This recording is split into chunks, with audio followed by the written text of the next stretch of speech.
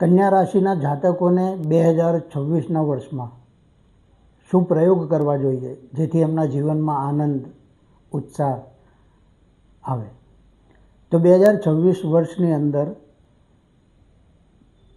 કન્યા રાશિના જાતકો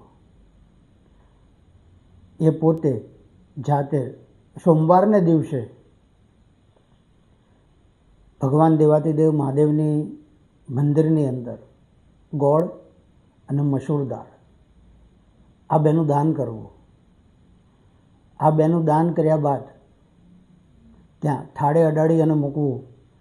ત્યાં જઈ અને મનવાંચિત ફલ પ્રાપ્તિનો સંકલ્પ મૂકવો.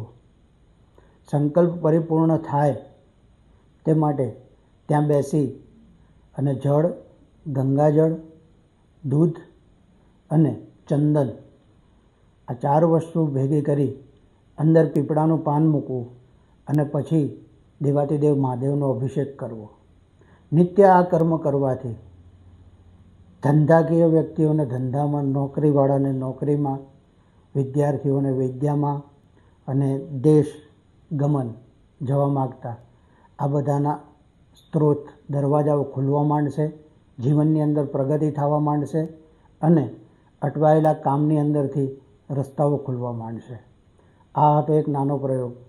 બીજો કે જેના ઘરમાં માંદગી, કન્યા રાશિવાળાના ઘરમાં જો માંદગી રહેતી હોય તો ત્યાં ગુગળ અને સરસો એટલે કે પીળી સરસો ને ખાંડી અને ઘીમાં મિશ્રિત કરી એનો ધૂપ કરવો.